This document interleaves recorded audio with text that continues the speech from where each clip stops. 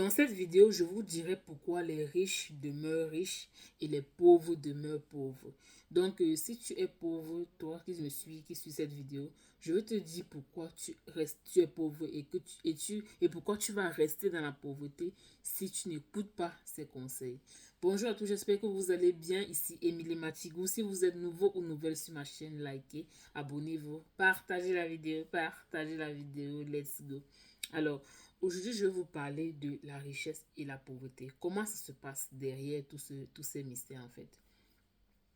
Les gens riches, le secret que les gens riches ne vous disent pas, en fait. Lorsque vous travaillez, lorsque vous avez votre salaire par mois, vous devez économiser.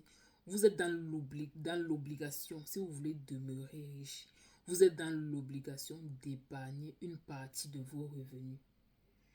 Vous allez épargner une partie de vos revenus, prenant par exemple 10% de vos revenus. Vous allez l'épargner à vie, en fait. Donc, chaque mois, durant toute votre vie, vous devez épargner une partie de vos revenus. Très important, vous ne devez pas tout gaspiller. Lorsque vous devez recevoir votre salaire, vous devez épargner une partie.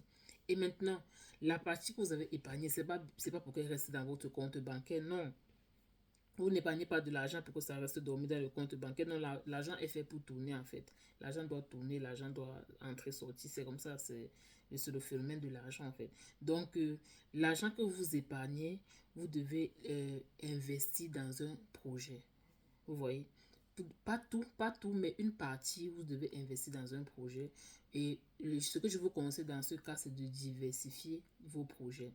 Donc, si vous avez, par exemple, 10 millions que vous avez épargné, vous devez peut-être investir dans un projet peut-être à hauteur de 1 million, à hauteur de 2 millions, pas plus. Donc, c'est-à-dire, si vous voulez investir dans 5 projets, vous mettez 1 million ou 2 millions par projet.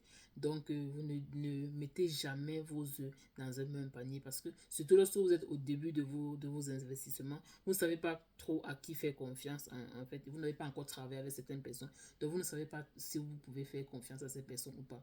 Donc, le mieux, d'investir votre argent petit à petit, pas tout une fois, petit à petit. Donc, très important. Donc, ce que les riches font, c'est que lorsqu'ils investissent une partie de leurs épargnes, lorsque ça rapporte, en fait, ils investissent encore. Donc, c'est-à-dire, ils prennent de l'argent, ils ne mangent pas tout de suite, mais ils investissent encore dans un autre projet. Prenons un exemple de la requête de maïs. De la requête de maïs. Lorsque nos mamans récoltaient le maïs au village, si vous vous rendez compte, il y a toujours une partie qu'on met de côté. Cette partie-là est réservée, ce sera la sémence pour la prochaine culture. Vous voyez un peu. Donc, c'est ça qu'on appelle l'épargne. Si on prend en termes d'argent, c'est ça que vous mettez de côté et vous réinvestissez encore. Donc, ce maïs que la mère met de côté, elle va remettre sous terre. Et lorsque ça va produire encore, elle va toujours garder une partie. Et pour la prochaine culture et au fur et à mesure. C'est la même chose avec l'argent. C'est comme ça que l'argent fonctionne. Donc, lorsque vous avez vos épargnes, vous investissez une partie de vos épargnes, bien vous investissez dans plusieurs projets. Et lorsque vous avez les bénéfices de ces projets-là, vous réinvestissez encore dans d'autres projets au fur et à mesure. Le but ici, surtout, c'est d'avoir les revenus passifs. C'est-à-dire, c'est l'argent c'est un revenu c'est un business, pardon, que vous investissez à l'intérieur, qui vous donne des bénéfices sans que vous ne fournissez d'efforts, en fait.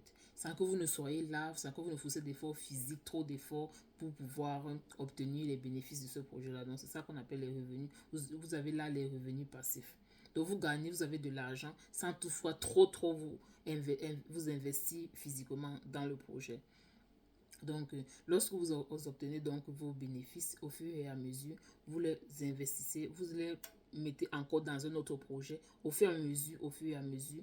Donc, vous pouvez vous retrouver à investir dans 20 activités. Imaginez-vous d'avoir l'argent de 20 business différents. Vous vous imaginez? C'est comme ça que se propage, c'est comme ça que vous devenez riche au fur et à mesure en fait. C'est ça la règle d'or. Il n'y a pas de la magie dessus. C'est comme ça que ça se passe. Donc, si vous prenez votre salaire, déjà, vous dépensez tout. Vous n'investissez pas. Ne vous attendez pas à devenir riche. Non. Ne vous attendez pas peut-être à penser à un projet et à peut-être aller soumettre votre projet à la banque pour que la banque vous donne les millions et tout, non.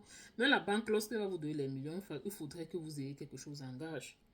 Et pour avoir quelque chose en gage, il faut bien sûr, il faut beaucoup d'argent. Vous voyez un peu.